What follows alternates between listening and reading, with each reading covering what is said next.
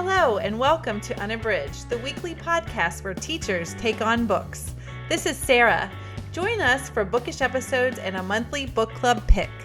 This is Ashley. Find us on Instagram, Facebook, and Twitter at Unabridged Pod, or go to our website, unabridgedpod.com, where the books we read are linked for purchase. This is Jen. Check out our Teachers Pay Teachers store, our Patreon page, and our newsletter. Please rate, review, and subscribe on Apple Podcasts to support us. You want opinions about books? We've got them. Hi, and welcome to episode 160. This is Unabridged Awards for 2020. Before we get started, we want to remind you that we have put out our reading challenge for 2021. So you can find that on our website if you're interested in participating. And we have a lot of great categories on there that we think are really going to be fun challenges for you in 2021. We will also be connecting those to some of our episodes, or I guess episodes to some of those different categories. Also, if you are interested in supporting the podcast, we have a great Unabridged Ambassadors program that is totally free for you. In fact, you even get some great gifts. You can also find information on our website. That's unabridgedpod.com. Ambassadors just help promote our podcast, and they get to participate in some of the decision making and share ideas with us. And we really love our ambassadors. They are a great group. You've heard some of their voices on recent episodes, so you can even get a little moment of fame if you're interested. All right. Well, we are going to start now with our Bookish Check-in. Sara, what are you reading? So I'm reading Liz Moore's Long Bright River. I'm listening to it on Libro FM, and I'm almost finished. And it is part mystery, part kind of family drama. The main character of the book, his name is Michaela, and everybody calls her Mickey for short. She is a police officer in a particular section of Philadelphia that has really been impacted by the opioid epidemic.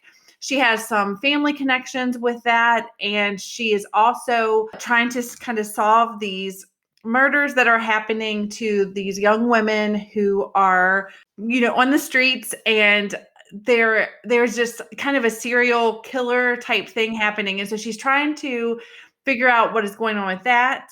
And she's also trying to find her sister who has been impacted by drug addiction, and she hasn't seen in several months. So it's kind of all this stuff intersecting and how they relate to each other. And it's very compelling.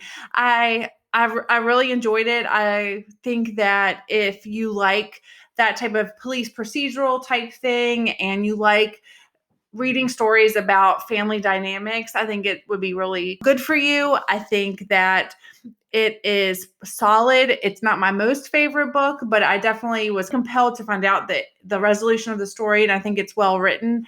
And I think having read Dope Sick, which is a nonfiction book by Beth Macy, it definitely gave me an appreciation for this particular fictional story. I think that what Dope Sick did for me is when I read these types of books, it gives me a better understanding of where the story is going and how addiction impacts families, and gives me some compassion for that. So I really liked it. I thought it was solid. So that is Liz Moore's Long Bright River. And it's excellent on audio. The narrator is great.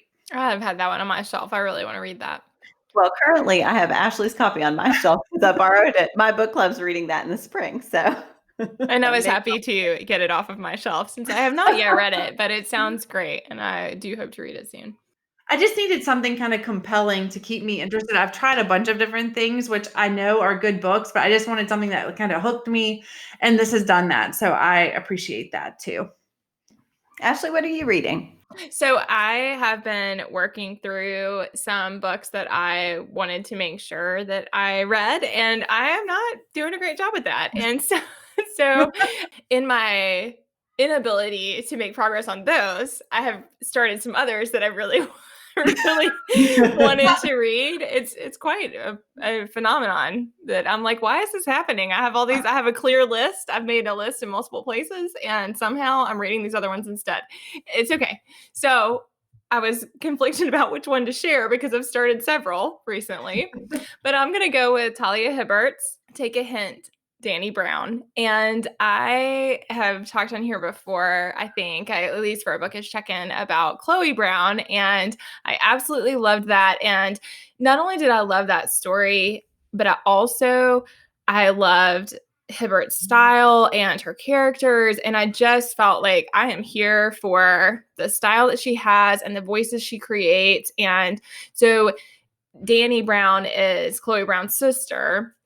So it is like separate stories, but there are some connections. And I'm not very far into it because, like I said, I'm supposed to be reading these other things on my e-reader. But alas, that one has popped up on my Kindle. And so I started it last night. And it is so far, all I know is that Dani Brown is a professor at a university, and she had a somewhat casual relationship with a colleague, and that fell apart. And part of why that fell apart is that she did not want this like romantic commitment. She really wanted to try to keep things casual. She feels like that is her destiny and that she is not able to have a more romantic relationship. And so instead she wants things to be casual with partners. And so that's kind of the premise of the book, is her reeling from the emotional impact of that, but also wanting to believe that she's not reeling from it. And so early on, we see that experience for her, that and very early in the book, she runs into the colleague. And so they have this kind of brusque exchange, and you can tell that both of them have feelings for each other, but that it's just not going to work out as they move forward. And meanwhile, there is a security guard at the building where she works who definitely has her attention, and she is aware of him and he's aware of her. And yet he knows that she's had this relationship with a female colleague. And so he is kind of interested, but can't tell what her feelings are. And then right at the beginning, there is a gas alarm and she gets stuck in an elevator. So that's where I am right now, is she is stuck in an elevator in the building, and the security guard, I hope, is going to realize that she is stuck. And then I'm sure that interesting things will ensue. And I'm here for it. I love her voice. I love Dani Brown as a character. And like I said, I just felt like with Hibbert's other book that right away when I read Chloe Brown, I was like, I could read everything that this author writes. I just really enjoy her characters. I love the relationships between the women in the stories. Like the sisters were great in Chloe Brown's story. Like they had a really great relationship. And so I just think all that is really richly drawn. So again, that is Talia Hibbert's Take a Hint, Dani Brown. And it's number 2, but I think, and Jen, have you read both of them? I think you probably could read them out of order. Like they're loosely connected, but I don't think that you have to read one or the other. So yeah, Talia Hibbert has quite a backlist. She's written a lot of books. I could go through that backlist, so I'll report back on how that goes. That'll be Ashley's reading challenge for the year. I do. I mean, I really enjoyed. I'll be curious to get through this one and then try something else of hers. But I just love the voice. And I think I appreciate that. Yeah, I have found that there are different kinds of romances, and that it's hard for me to know whether I'm going to like a romance book or not. And so when I find an author that has the kind of romance that I really enjoy, then I'm here to read more of them. So what about you, Jen? What are you reading? So I am in the middle of Lisa Coe's The Leavers, and there's a little bit of a funny story here. So Read with Tony chose this as her buddy read for the month, and I exclaimed how excited I was to read it, and then I started reading it and realized I'd read it already. And as soon as I read the first page, it all came back to me, and I loved it. So I was like, I'm happy to read it again, but I felt absolutely ridiculous. Anyway. Oh, I just want to pipe in and say that in Jen's defense, she reads hundreds of books a year. So I do think it's reasonable to have missed the mark on the fact that you'd read it until you started it again. Well, thank you. I appreciate the defense. I really felt really bad because I did like it. It's not even a book that I didn't enjoy. Anyway, I'm personally scandalized. I knew that someone would be. Thank you. I read like 3 books a year, so outside the podcast. You read and remember them, right? So it is about a boy named Deming who grew up in China until he was about 10. And then his mother brought him to the United States to live with her, where she has been. So he'd been raised by his grandfather. He absolutely loves his mom. He thinks she's amazing. They're very close. And they live with her mom's boyfriend and the boyfriend's sister and the sister's son. So it's this tight-knit kind of found family that is really fun to watch.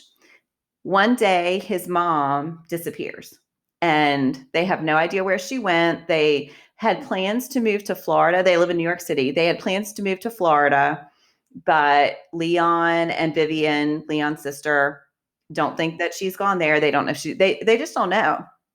And so for a while, they're all still there in the apartment, kind of hoping that his mom will come back.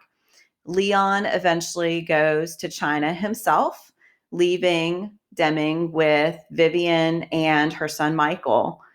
And finally, one day, Vivian takes Deming by the hand and basically gives him over to foster care. And he ends up being adopted by these two white college professors in this really small town where he is the only student, the only kid of color. And he just feels really outside of things. He has major fear that he's going to be abandoned if he does the wrong thing. So it's really, really heartbreaking. And then it flashes forward and we see him as an adult and the damage that trauma has caused. And like, he's okay, kind of, but clearly there are still things he's reeling from. And so we're sort of seeing how those experiences when he was so young have impacted him as an adult. So that's where I am right now. And that's actually, there's a big spoiler that happens next in the plot after what I just described. So I don't want to go into that. But yeah, it's a brilliant novel. It's really, really well written, but also quite propulsive. It's really compelling. I have major guilt that I forgot that I read it because it is so good all over again. I don't know how I forgot it. There's tons to talk about. And I think, yeah, it's one of those issues books without feeling like an issues book. So when I break it down, I can think of all these issues we're going to talk about in the buddy read. But what I'm feeling are compassion for the characters and interest in what's coming next in the plot. So that is Lisa Ko's The Leavers. That sounds great. I've seen that one a lot, but I actually didn't know much about the plot. That sounds really interesting. Yeah, it's great.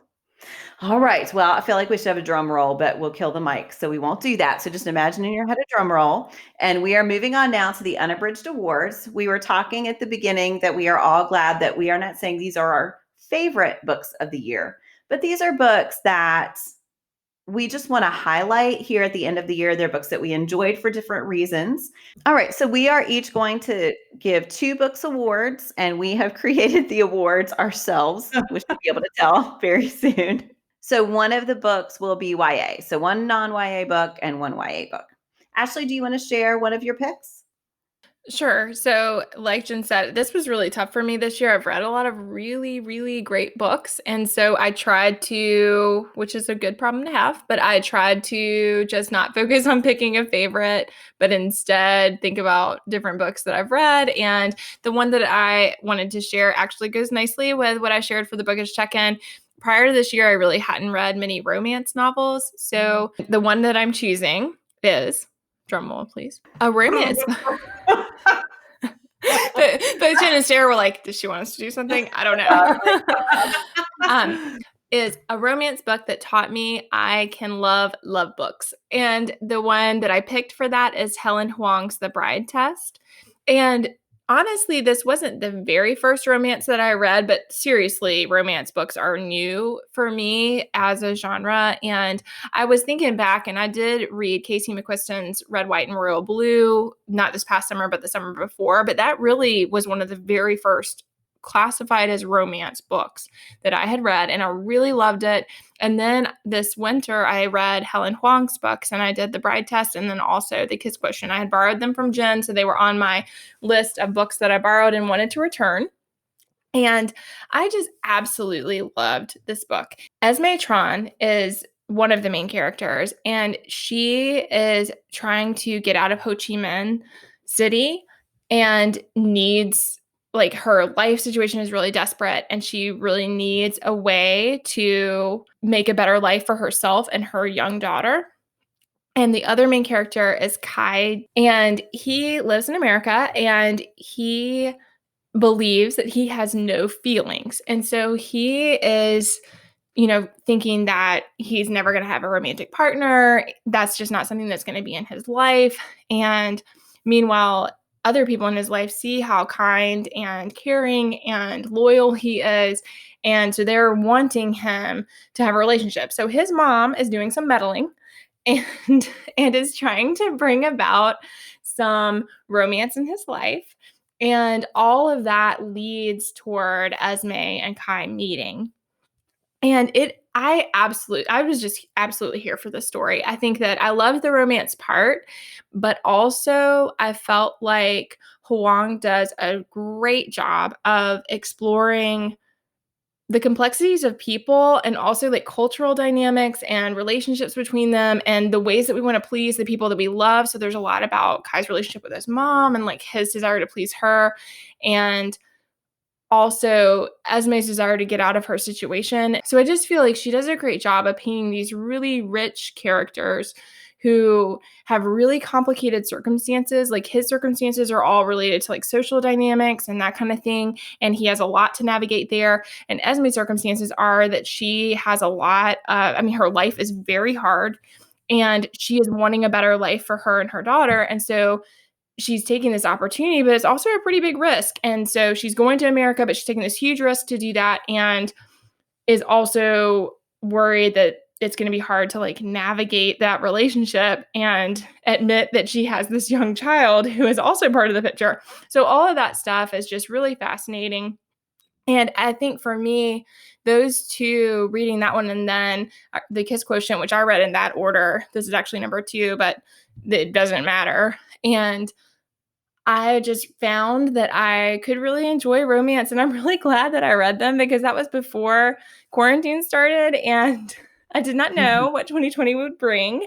And so that's been a really great discovery for me. And like I said with Talia Hibbert's books, that I have learned that romance is still hit or miss for me. And there are a lot that I don't love that I know other people really enjoy and they'll be highly recommended and I'll read them and they just don't work for me. But I'm finding that there's definitely a vein in there that is like my lane and it works for me and I really love it and the feelings I get from it. So that's why I chose it. Like I said, it wasn't my absolute favorite of the year. It's just that I think it opened up for me an entire genre that I had not previously explored. And so it stands out to me for that reason.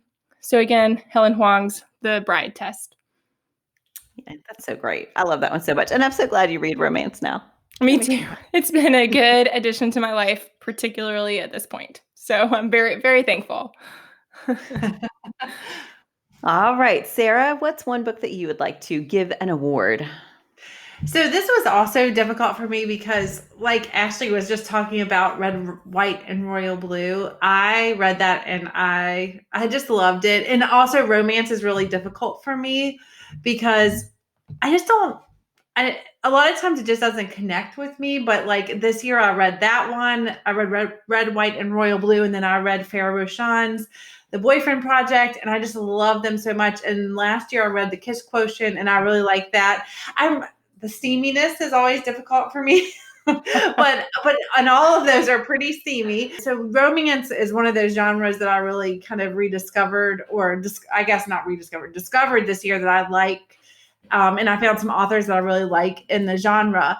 But ultimately, I decided to do my favorite memoir that made me laugh out loud. And that is R. Eric Thomas's Here for It. I've actually talked about it in another episode because that was one of my recommendations for Ashley for our recommendations episode. Still on my list. So what I loved about this memoir is that normally for me, essays are difficult for me to read. I would rather read a memoir that is like has a narrative structure as opposed to like multiple essays. But R. Eric Thomas in his book, this is essays, but they're in chronological order. So it's kind of like the best of both worlds. And I just found his voice. For one thing, I listened to it on audio and he reads it. So like hearing an author read his own words.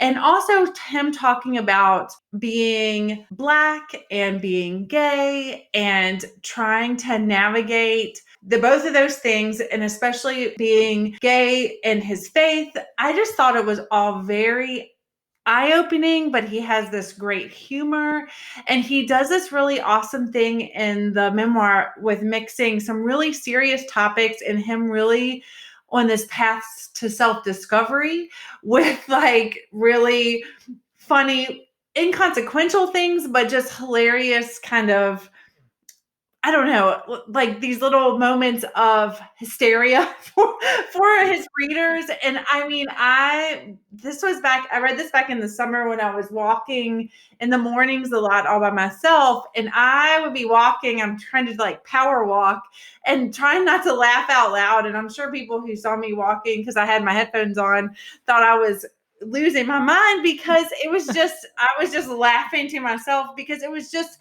he is hilarious, but he is an excellent writer. And I would highly recommend, he writes a column for Elle magazine online, and he comments on a lot on politics, but he also writes about pop culture, and he's just really smart and really funny. And I think, and he's very well informed on things. So I think that is really powerful in a writer who can be, I think wit and being funny is a really hard thing, and being able to talk about complicated issues, but also have humor. I think that is the sign of a brilliant writer and a really smart person. So I read his book and I'm a total fangirl now. So that is our Eric Thomas's Here for It. And it's a slim book. And if you can get it on audio, I totally recommend it because hearing him read it is something that cannot be replicated by reading it yourself, like in the hard copy of the book. I can't wait to read that one. I'm really looking forward to it. It's great. It is so good. I will probably read it too, even though it's technically not my recommendation, but it's on my list. I do think in the episode I said that I could have recommended it to both of you. I was trying to, because I could recommend it to a lot of people because it's just a really good book, and hearing his perspective is just really, I mean, I just found it really enlightening. And he's just so funny. I love a book that can make me think, but also make me laugh. And that's what that book did for me. And I would say it is on my top 5 for the year. What about you, Jen? What is one of your awards this year? So I have realized, looking at my choices, I have an accidental theme of old things becoming new again. So interesting. So my first pick is a favorite reread that was a new discovery. And this is Barbara Kingsolver's The Poisonwood Bible. And I had read this, oh my gosh, probably 20 years ago. And I will just say, I love Barbara Kingsolver. I love all things Barbara Kingsolver. But I have always said since I read that book that this is the one book of hers that I did not love. And which Jen and I previously very much disagreed on this particular topic. So I would be like, oh, I love her, except for that one. And so Read with Tony's getting all the shout outs. So Read with Tony had chosen this as a buddy read, and I love to do her buddy read. So I was like, well, I can read it again. It's been a long time. And I don't know what I was thinking before. I don't know why I didn't enjoy it. That book is absolutely brilliant. So it is the story of a family in, I can't remember, is it it's like the late 1950s, early 1960s. They go to the Belgian Congo as missionaries, and it's 4 daughters and then their parents. And they are completely unprepared for what they will find there. And the chapters are narrated by each of the 4 daughters and by their mother. And the voices are completely distinct. You would know from sentence 1, even if their names weren't in it, who was speaking with each new chapter. Their personalities are unique, and each is approaching, the whole concept of colonialism and of being in this place where they go in. Their dad, Nathan, thinks that he is going to go in and just save the whole village and just turn everything around and sort of fix these people without any understanding of who they are or what their living situations are. And he doesn't have any interest in that. He doesn't really want to know the people at all.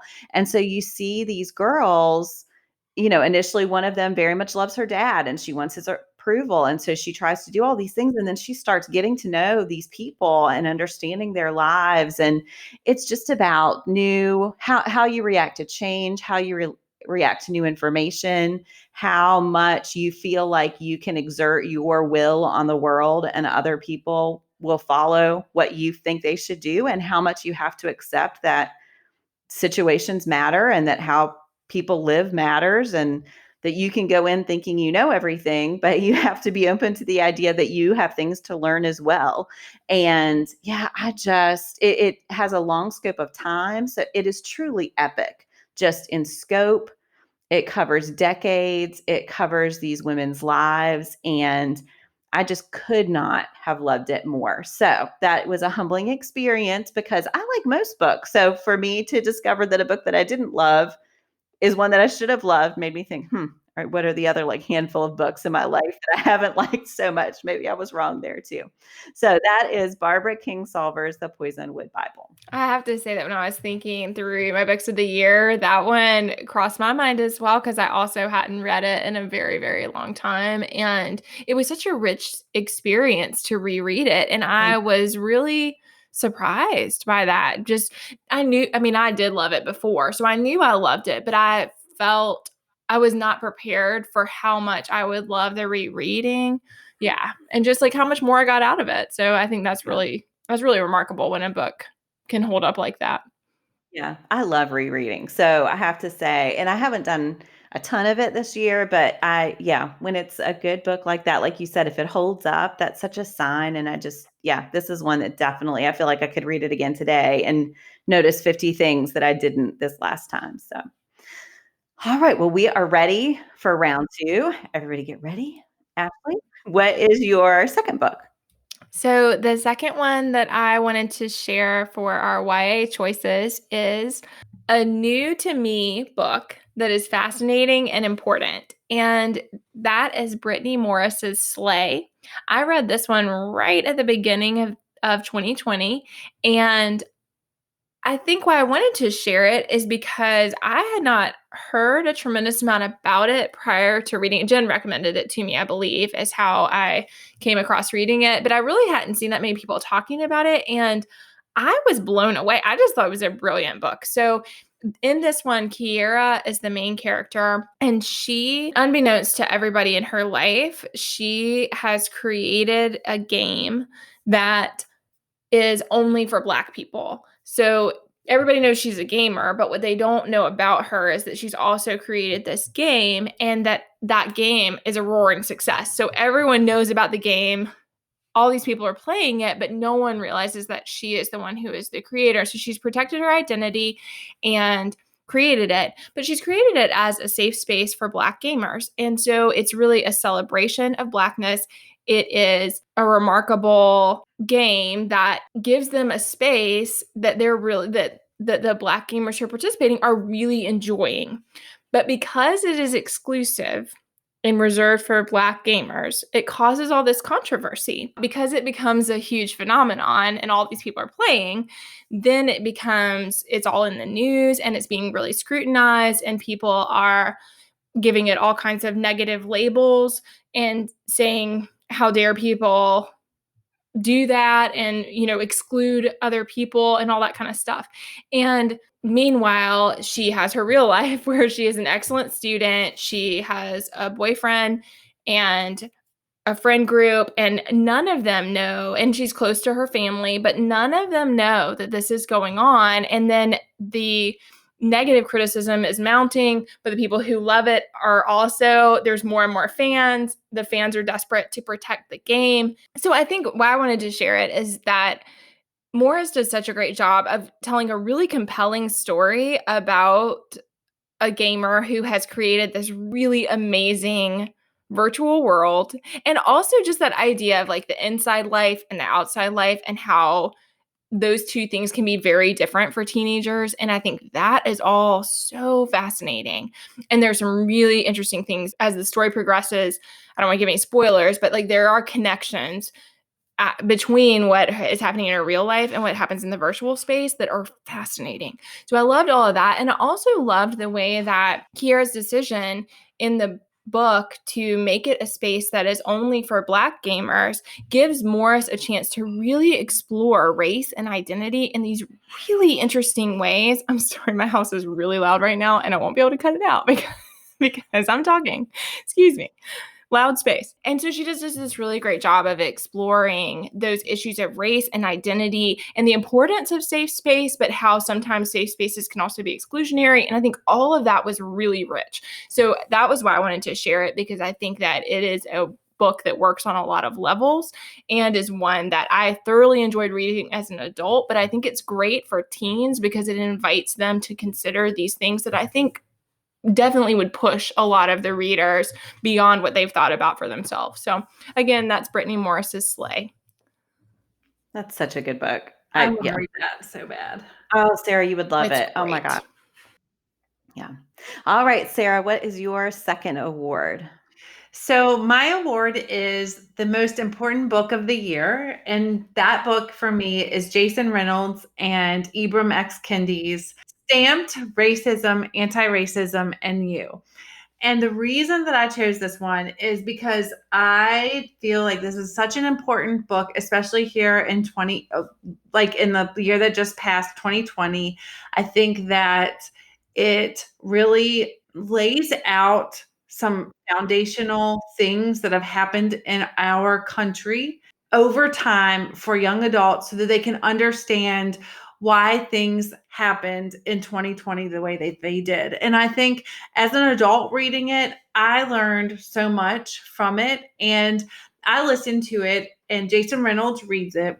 He is phenomenal. You know how much we love Jason Reynolds and how much we think that he is not only an excellent author, but just an excellent advocate and speaker to young people and meeting young people where they are. He is just amazing. And in this book, he does that also. He is able to speak in a way that I feel like connected to me as an adult reader, but I think will connect even more to a young adult who's reading this book. And it feels really difficult to summarize just everything that's in this book. So I just wanted to read just a little small paragraph of what the publisher's description says, because I think it basically encapsulates everything that you're going to get in this book. And it says, through a gripping, fast-paced, and energizing narrative written by beloved award winner Jason Reynolds, this book shines a light on many insidious forms of racist ideas and on ways readers can identify and stamp out racist thoughts in their daily lives. And I felt like that really encapsulates what this book does. And I think it is such an important book for young people. And when I read it, I knew as soon as I finished it, I knew that it was going to be one of my top books of the year because I learned so much. And as a teacher, I felt like this was an important book to get into the hands of young people. So that is Jason Reynolds and Ibram X. Kendi's Stamped: Racism, Anti-Racism, and You. Yeah, I was so glad to see that on your list, Sarah, because I felt like that one's such a great one to recognize and one that I know that all of us enjoyed discussing. It's just phenomenal. Well, and I'm just thrilled. So I ended up reading Ibram X. Kendi's original Stamp from the beginning. And it is brilliant, but it is hard. It is dense. And I think there aren't a ton of high school students who are ready for that book. And so I'm so thrilled that it's available for that audience. And then that there's going to be a kids edition for an even younger audience. So I just think making that information available to kids is so important. And I'm so glad that they are just aware of what it takes to get it out there for kids as well, for children and teenagers and us, because we love it too. Yeah. And I just think it's so important that there are people who are questioning the lens through which we have looked through history for a really long time in our country. And I really appreciated that too. Yeah, same. Jen, what is your last pick? All right. So this one is a new take on an old subject. And I have talked often on the podcast about my World War II book fatigue. And it's not that I don't appreciate the value that those add, but I have read a lot of books about World War II. And often I feel like the perspectives there are the same. And this year, for whatever reason, I happened to read a lot of books about the incarceration camps that happened in the United States and about Japanese Americans' experiences in those. And a lot of them were excellent. But the one I want to shout out now is Tracy Chee's We Are Not Free. And this young adult book, I could not love it more. It is about 14 second generation Japanese Americans who come from the same community and some of them end up in the same camp for a while and then end up spread out. It's boys and girls. There is one chapter devoted to each voice, and they are unique both in their perspectives, but also in writing style. She does a lot of experimentation. So there's one that's told in verse. There's one that's told in second person. You get a sense of these teenagers' personalities through their voices. And because of the breadth of it, you get this larger view of this experience and the way some of their parents dealt with that situation, the way that as they were growing older, the decisions that they made impacted each other. There are beautiful friendships among these kids. There are some romances. There's some unrequited love. It's everything you could want in a young adult novel, while also revealing this really important part of our history that sometimes I don't think we acknowledge enough. And so I am just, first of all, digging up Tracy Chee's backlist because I want to read all the things because the writing is just phenomenal. But I just really, and this one's been getting some awards, so I'm hoping everyone will be hearing about it soon. But if not, you definitely need to check out Tracy Chee's We Are Not Free. It is a beautiful, beautiful book. So that's a good one. That sounds great, Jen. Man. Yeah. Oh, yeah. It just, I'm just like overcome just talking about it. I don't even know how to convey how beautiful it is and how powerful it is.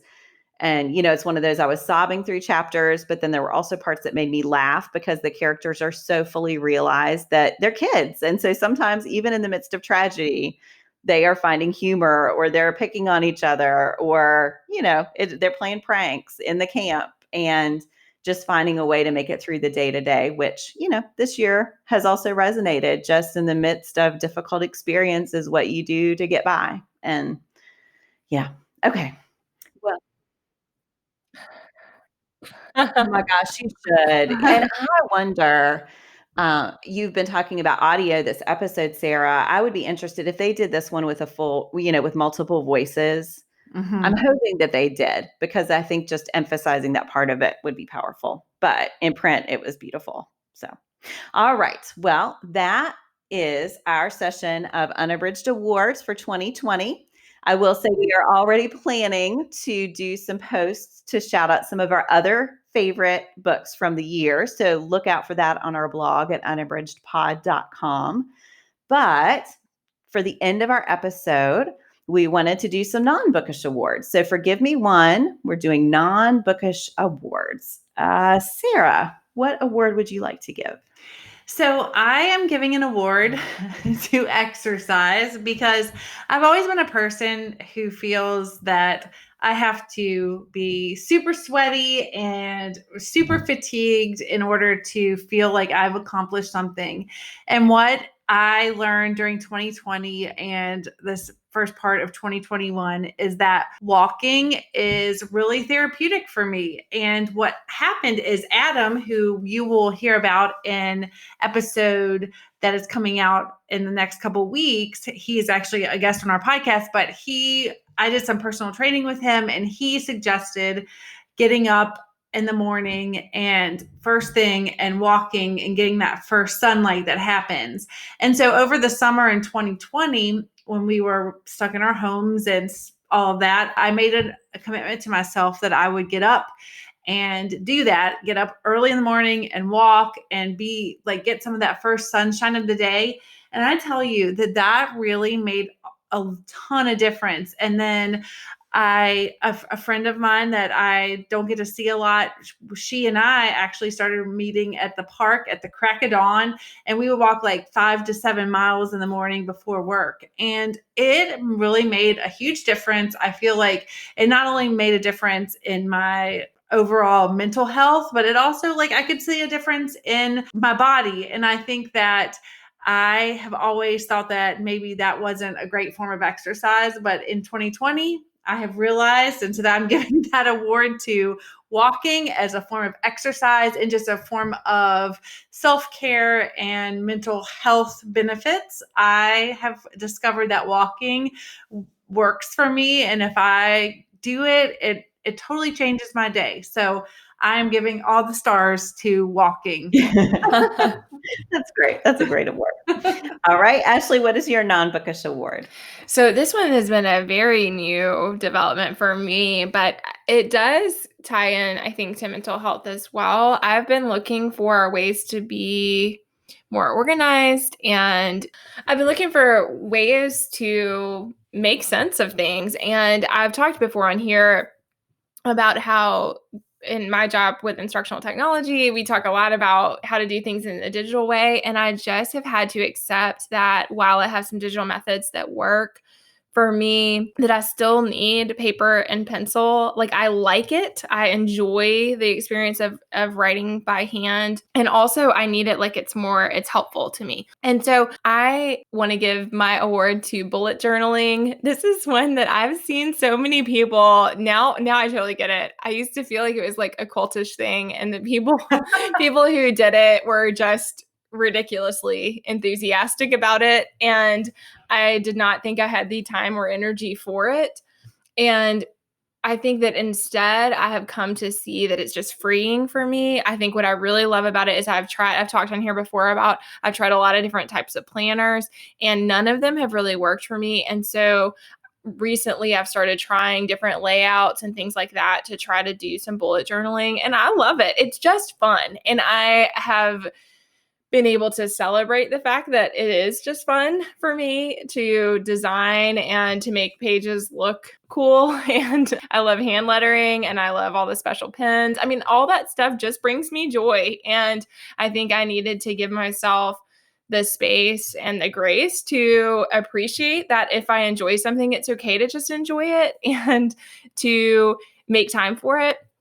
And so that's been really helpful because it does feed that desire that I have to make every moment purposeful, but also it's really fun. And so I think that's been a nice combination for me to discover that I can be working on a to-do list or like a task-oriented thing, which again, I wish that were not such a driving part of my personality, but ladies, I don't think it's going to change anytime soon. And so this does that for me, of both being really fun and creative, but also making me feel like I'm helping myself with something that feels productive as well, which is important to me. So it's been a good discovery. So yeah, like Sara, I think I've learned a lot in 2020 about things that do and mostly don't work for me. I got a long list of that, but it's been good to that's certainly been a good part of these hard times, is finding out some things that do bring comfort and joy and making space for those in our lives. So yeah, bullet journaling is the winner for me. What about you, Jen? What's yours? So my gut reaction was to talk about a particular television show that my husband and I watched recently. And then I realized I just need to say half-hour comedies. So I have always been into these really serious dramas, and I still love those. There was one year that Kirk and I watched, it felt like every show we watched was about a serial killer. So I have done like the super dark years. But as you all are saying, 2020 has highlighted the fact that I needed a change. And I think so last year, I think Fleabag was my favorite show. That was a half-hour comedy, but certainly it had a lot of angst with it as well, a lot of serious content. This year, we started the pandemic and watched all of Schitt's Creek very, very quickly and just absolutely loved it. And then recently, we watched Ted Lasso, which has that same sort of spirit of just people who are not perfect, but who are good. And Ted Lasso is the opposite of snarky. So he's sort of the anti-David. He is not snarky at all. But Ted Lasso is this American who ends up in Europe, and just through good nature and kindness and seeing the strengths in others is able to make a big change in this soccer team, which it's a sports thing. Like, why did I love it so much? But I absolutely loved it. So I'm just ready to give more great half-hour comedies a chance. So that is my non-bookish award, half-hour comedies. That's I'm here for those. So Yeah. All right. Well, thank you all so much for joining us. We have really enjoyed giving these awards. We look forward to highlighting some more books on our blog. Again, you can check there for information about our 2021 reading challenge. And if you are interested in supporting the podcast as an Unabridged ambassador, there's information about that too on the website. So thanks so much for listening. Let us know what bookish awards or non-bookish awards you would give for 2020. And thanks for listening.